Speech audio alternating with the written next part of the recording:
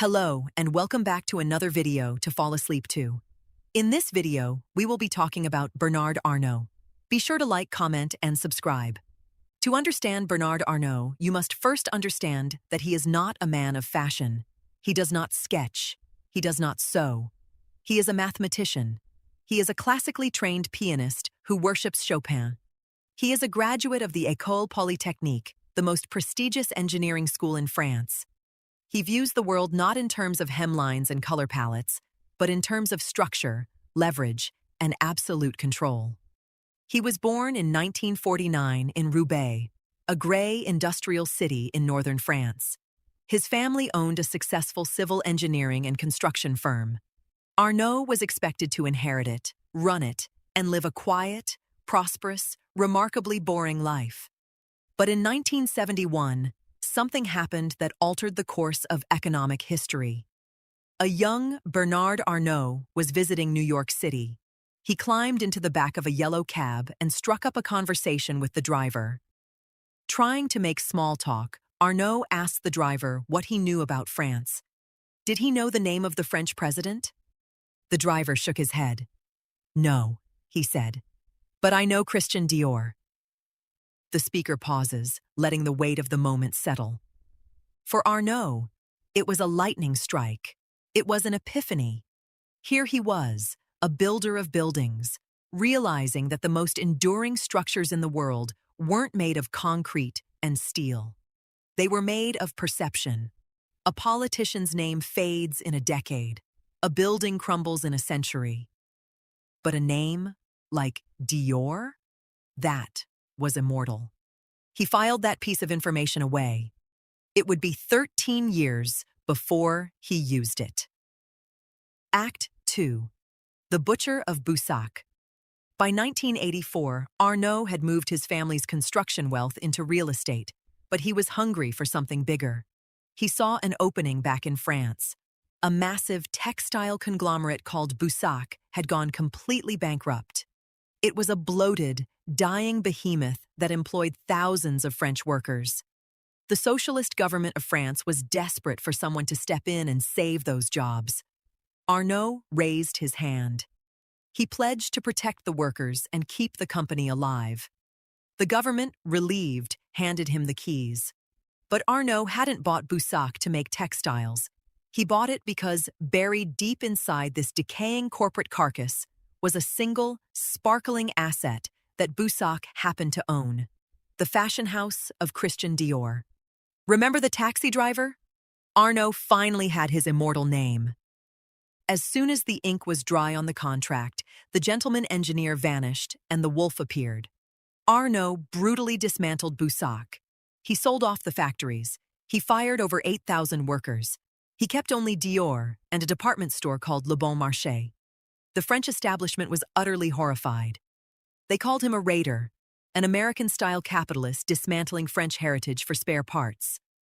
Arunal did not care. He had paid pennies on the dollar for one of the greatest luxury brands on earth. He had his foundation. Now, he was ready to build. Act 3. The Art of the Hostile Takeover. We know what happened next. We know about the siege of LVMH in the late 1980s. But look at how he did it. Look at the psychology of the maneuver. When Henri Racamier, the aging patriarch of Louis Vuitton, invited Arunal into LVMH to help him win a petty boardroom squabble, Arunal didn't just invest. He observed. He saw a company paralyzed by internal hatred. He realized that the aristocrats running these heritage brands were incredibly arrogant, deeply emotionally invested, and entirely unequipped for modern, cutthroat finance. Arunal used a strategy that would become his signature: wait for a moment of weakness, exploit a division, and strike with overwhelming, legally watertight financial force. He partnered with the Guinness Brewing Company to secretly amass a blocking minority stake. By the time Racamier realized what was happening, the trap had already sprung. Arunal used the French legal system like a scalpel, isolating Racamier and forcing him out of his own company. It was shocking. In the genteel world of French luxury, You simply didn't do this. You didn't launch hostile takeovers against your own partners. But Arnault operates on a different moral axis. For him, a business isn't a family heirloom, it's an asset. And if the asset is poorly managed, it deserves to be taken by someone who will manage it better. Act 4. The Star Brand Formula. Once he possessed the crown jewels of France, Arnault had to prove he knew what to do with them. And this is where his true genius lies.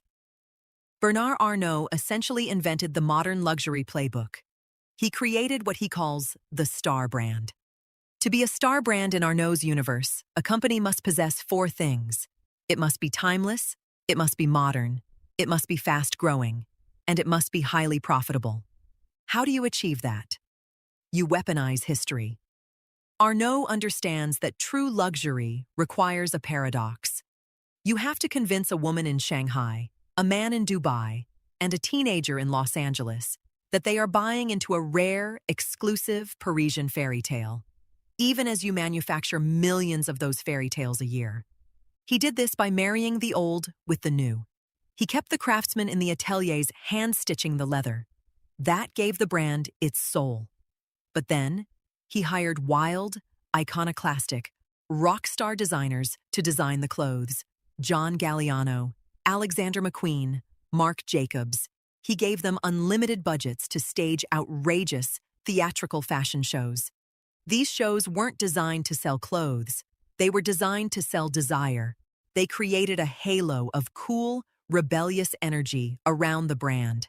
And once the consumer was entranced by the halo, they went into the store and bought the highly profitable, mass-produced perfumes, sunglasses, and handbags. Arnault plays the piano, remember? He knows that the left hand plays the steady, historical rhythm, the leather goods, the champagne. But the right hand plays the flashy, modern melody, the crazy fashion shows, the celebrity endorsements. Together, it is a symphony of profit. Act 5. The Great Rivalry. But every great conqueror needs a nemesis. For Arnault, that nemesis is François Pinault. If Arnault is the polished, piano-playing Parisian engineer, Pinault is the scrappy, high school dropout timber merchant from Brittany. They are the 2 richest men in France, and they despise each other.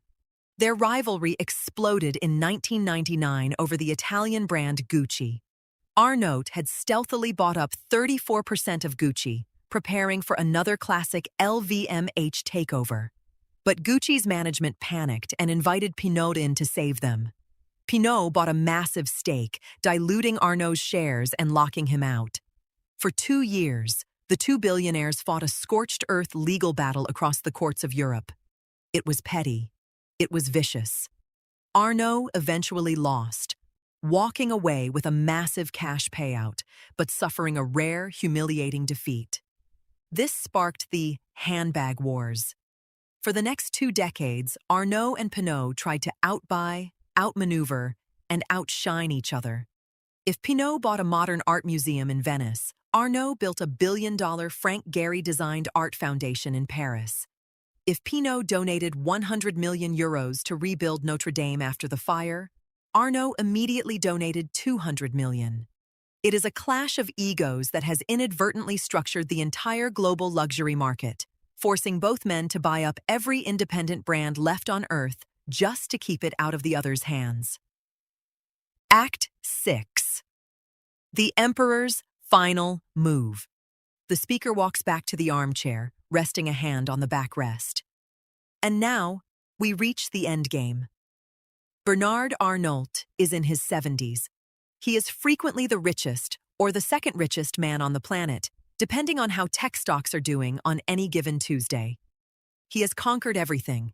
He bought Tiffany & Co. to prove he could dominate American jewelry. He bought Bellman to dominate luxury hotels.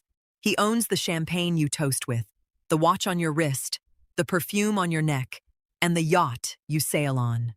But an empire is only as strong as its succession plan. Arnault remembers what happened to the families that ran Moet, Hennessy, and Vuitton. They got soft. They fought amongst themselves. and they lost their companies to a wolf like him. He is determined not to let that happen to his own blood. He has 5 children from 2 marriages. For their entire lives, he has been preparing them. Every Saturday, he takes them on tours of his boutiques, pointing out dust on a shelf or a poorly arranged window display. He insists they all learn the piano. He insists they all excel. He has placed them all at the highest echelons of his companies. Delphine at Dior, Antoine at Christian Dior SE, Alexandra at Tiffany, Frédéric at LVMH Watches, Jean at Louis Vuitton's watch division.